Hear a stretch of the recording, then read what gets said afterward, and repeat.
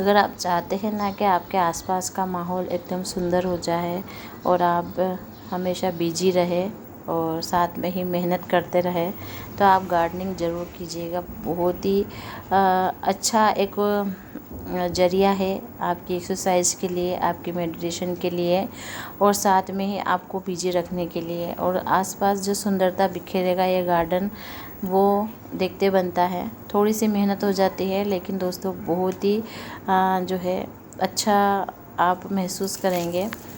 तो आज फिर एक और काम आ गया है, ये जो गोरा चोरी का प्लांट है उसको हमें रिपोर्ट करना है, क्योंकि आप देख रहे हैं इसकी जो टहनियाँ हैं कितनी लंबी लंबी सी लेगी लेगी सी हो गई है और साथ में इसकी जो पत्तियां हैं वो भी झड़ रही है। पूरी गर्मी और इसने बहुत अच्छी फ्लावरिंग की है, हेवी फ्लावरिंग की है। अब ये प्लांट थक चुका है, इसको डोरमेंसी में जाना है, तो हम इसको रेस्ट देंगे और इसकी जो है रिपोर्टिंग भी कर देंगे। रिपोर्टिंग करना बहुत ज़रूरी हो गया है, क्योंकि प्लांट जो है बहुत टाइम से लगा हुआ है, लगभग 2-3 साल से। जब हम गमलों में प्लांट लगाते हैं ना, तो 2-3 साल में इसको रिपोर्ट करना बहुत ज़रूरी हो जाता है, क्योंकि जो जो प्लांट ऊपर की तरफ बढ़ता है ना, वैसे वैसे जड़ें नीचे बढ़ती जाती है। तो हमेशा ध्यान रखिए, गमलों में अगर आप प्लांट लगा रहे हैं तो हर चीज़ का आपको ध्यान रखना होगा। हर 1 महीने में आपको खाद देनी होगी और गर्मियों में सुबह शाम पानी देना होगा। जो परमानेंट प्लांट होते हैं उनको अगर आप चाहते हैं बचा कर रखना, तो आपको ये सब करना ही होगा।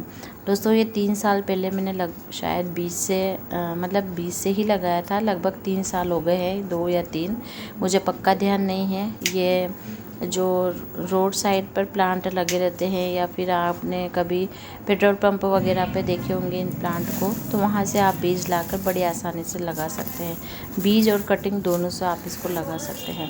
चलिए दोस्तों, प्लांट को हम साफ़ सूफ कर लेते हैं। प्लांटर को जो सूखी पत्तियां हैं वगैरह इनको हटा देते हैं। हल्की फुल्की गुड़ाई के साथ ही प्लांट जो है बाहर आ जाता है।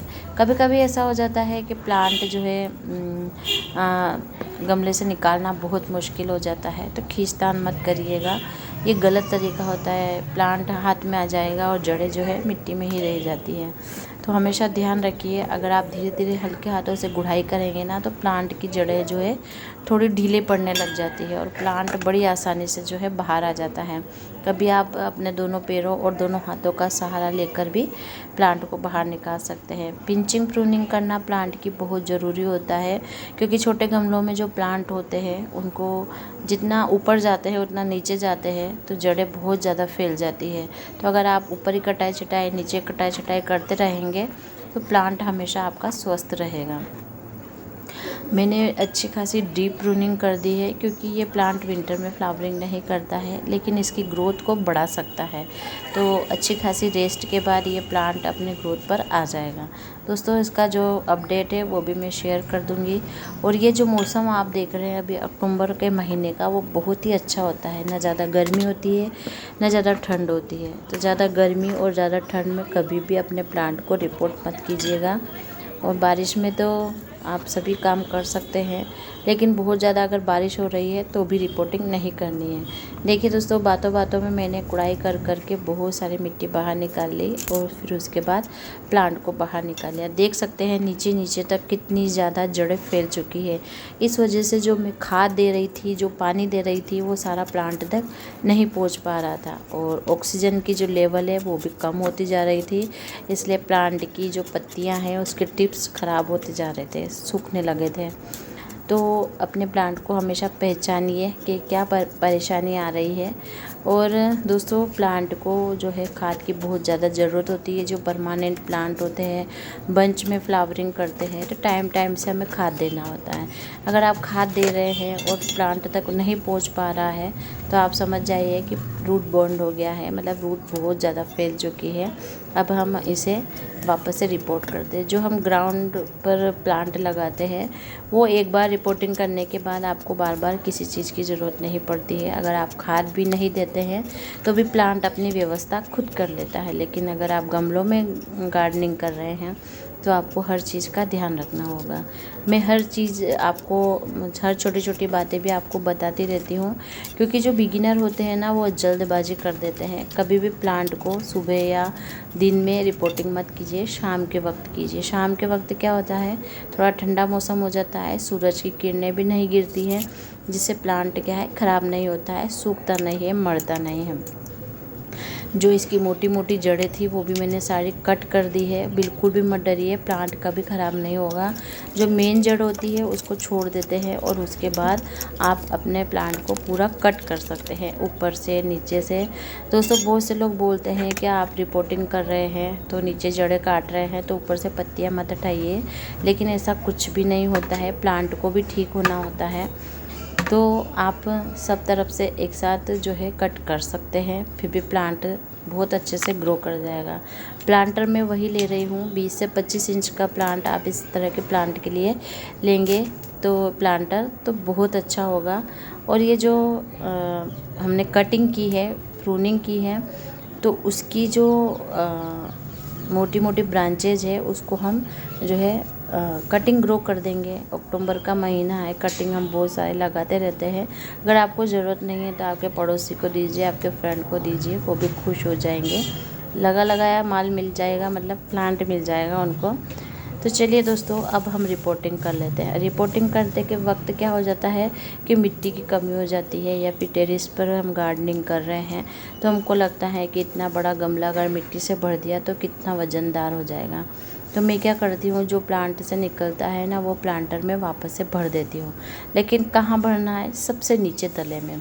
कि ये गीला जो है, गीली पत्तियाँ हैं, नम पत्तियाँ हैं, तो इससे क्या है प्लांट ख़राब होने के चांस बढ़ जाते हैं। अब फिर आगे आने वाले टाइम में विंटर का टाइम आ रहा है, तो विंटर में फंगस लगने का बहुत ज़्यादा डर होता है।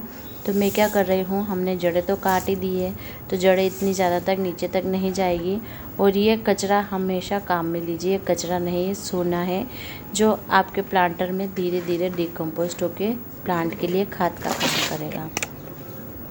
ये देखिए दोस्तों, जो जड़ें हमने हटाई थी इसको भी नहीं फेंकना है, ये हम सुखा लेंगे। और जब छोटे छोटे प्लांटर हम भरते हैं ना तो मैं उसमें डाल देती हूँ। ये देखिए दोस्तों, ये मूंगफली के छिलके और जड़ें जो है मेरे हर प्लांट में जो है मूंगफली के छिलके आपको मिल जाएंगे। एक मेरे जो ममता जी है वो बोल रहे थे कि मेरे प्लांटर में चींटियाँ हो गई है मूंगफली के छिलके से। तो देखिए दोस्तों, ये चीज़ें नेचुरल होती है और चींटियाँ वगैरह जो है प्लांट को ख़राब नहीं करती है, लेकिन चींटियाँ जो साथ में मीलीबग वगैरह को लेकर आती है वो प्लांट को ख़राब करती है। तो चींटियों से बिल्कुल भी मत डरिए। और थोड़ा सा आप है ना इसमें दालचीनी पाउडर डाल दीजिए, और या नहीं हो तो राख भी आप डाल दीजिए। इससे भी आपके प्लांटर में चींटियाँ नहीं आएगी और मूंगफली के छिलकों का आप यूज़ बहुत आसानी से कर सकेंगे। ये देखिए दोस्तों, ये है कनेर के बीज जो फलियों में आते हैं और अंदर से अडेनियम की तरह इसमें बीज निकलते हैं। ये सारा कचरा मैंने अपने गार्डन से निकाला था और सारा सूखा कचरा है। गीला कचरा हमने नीचे डाला है, सूखा कचरा ऊपर से हमने लिया है। अच्छे से दबा दबा कर उसको भर देना है और फिर प्लांट को उसमें खड़ा कर दीजिए। प्लांट को खड़ा कर दिया। अब ये देखिए दोस्तों, कुछ सब्जियां और कुछ फ्रूट्स के छिलके मैंने सूखा रखे हैं, तो कोई प्रॉब्लम नहीं है, आप इनको डाल दीजिए। अखरोट के छिलके मेरे पास रखे हैं। आप सोचें कभी अखरोट के कभी मूंगफली के छिलके, तो वही छत पर गार्डन लगाया है तो वज़न का भी मुझे ध्यान रखना है। तो अब ये मैंने थोड़ी सी मिट्टी जो है बना रखी है। मैं लाइट वेट मिट्टी ऐसे ही बनाती हूँ। मिट्टी के साथ पिसे हुए मूंगफली के छिलके मैंने मिला रखे हैं। मूंगफली के छिलके नहीं हैं कोई बात नहीं, आप कोकोपीट भी ले सकते हैं, आप राई सेज भी ले सकते हैं। और दोनों चीज़ नहीं है तो आप आधी मात्रा मिट्टी की और आधी मात्रा गोबर खाद, पत्तियों की खाद, वर्मी कंपोस्ट, जो भी आपके पास है। प्लांट को सब चीज़ की ज़रूरत होती है, ढेर सारे विटामिन्स, प्रोटीन, न्यूट्रिशंस जो भी बोलते हैं। मुझे इंग्लिश ज़्यादा आती नहीं है तो मैं भी सीखा सिखाया बोल रही हूँ, लेकिन मेरे लिए प्लांट कि किस तरह से देखभाल करनी है वो मुझे पता है, तो मैं हर चीज़ अपने प्लांट को दे देती हूँ। तो यह है एप्सम सॉल्ट, मैग्नीशियम सल्फेट इसको बोलते हैं। देखिए प्लांट बड़ा है तो मैंने 2 चम्मच ले लिया है। जो जड़ें वगैरह है शौक में ना जाए और इसके प्लांट की ग्रोथ अच्छी होती है। इसकी जो पत्तियाँ आएगी वो अच्छी हरी भरी आएगी। तो आप एप्सम सोल्ट ज़रूर लीजिए। ये है NPK के कुछ दाने। देखिए दोस्तों, खाद मैंने ज़्यादा नहीं ली है। ये यहाँ पर है पत्तियों की खाद, और सॉरी ये पत्तियों की खाद नहीं है, हमने गमलों से जो मिट्टी निकाली थी इसी गमले से वही है। तो देखिए दोस्तों, मैंने हर वेस्ट मटेरियल से अपना पूरा गमला भर दिया है और आपको मैं दिखाऊंगी कि इसमें बहुत अच्छी वापस से फ्लावरिंग होगी। जो हम घर से चीज़ें निकाल कर फेंक देते हैं वो प्लांट के लिए आप ज़रूर यूज़ कीजिए, बहुत काम में आती है। जैसे सब्जियों के छिलके सुखा लीजिए, गार्डन से जो पत्तियाँ निकलती है पिंचिंग प्रूनिंग के बाद वो सुखा लीजिए, और सूखा हुआ आपको कभी भी चीज़ मटेरियल परेशान नहीं करेगा। और उसके साथ ही जो गमला आपके लाइट वेट तैयार होगा तो आपके घर वाले भी बिल्कुल आपको परेशान नहीं करेंगे कि आपने इतने ढेर सारे पौधे क्यों लगाए हैं। तो दोस्तों, इस तरह से मैं गार्डनिंग करती हूँ, मेहनत भी हो जाती है और उसका फल इतना अच्छा मिलता है। देख तो पूरा वापस अपनी ग्रोथ पर आ गया है। लगभग 8 दिन हो चुके हैं और 8 दिन में ये जो पत्तियां हैं निकल आ गई है। दोस्तों, थोड़ा तो इंतज़ार करना ही होता है। प्लांट डोरमेंसी में चला जाता है, पहले शौक में जाता है और उसके बाद फिर वापस से अपनी ग्रोथ पर आता है। तो 8 दिन के बाद का ये रिज़ल्ट है और आप देख सकते हैं कितना हेल्दी रिज़ल्ट आया है। इस तरह से जो है आप वेस्ट मटेरियल का यूज़ भी कर सकते हैं। आपको कहीं जाने की ज़रूरत भी नहीं है कि कहाँ से खाद लाएंगे, कहाँ से क्या। और अगर आपके पास फंजीसाइड हो तो आप थोड़ा सा वो भी यूज़ कर लीजिए। मेरे पास अभी नहीं था, लेकिन मैंने बाद में इसमें राख डाल दी थी। जब भी आपके पास आ जाए तो आप इसमें आधा चम्मच लेकर डाल सकते हैं। तो देखिए दोस्तों, इस तरह से मैंने रिपोर्टिंग कर दी है और रिपोर्टिंग के बाद का आपको रिजल्ट भी दिखा दिया है। तो आप हर हार्डी प्लांट जो परमानेंट प्लांट है उनको इस तरह से रिपोर्ट कर सकते हैं। थोड़ा थोड़ा मेथड अलग होता है, तो मैं अक्सर आपको हर प्लांट की रिपोर्टिंग शेयर करती हूँ। और आपको मेरी वीडियो कैसी लगती है कमेंट करके ज़रूर बताइएगा।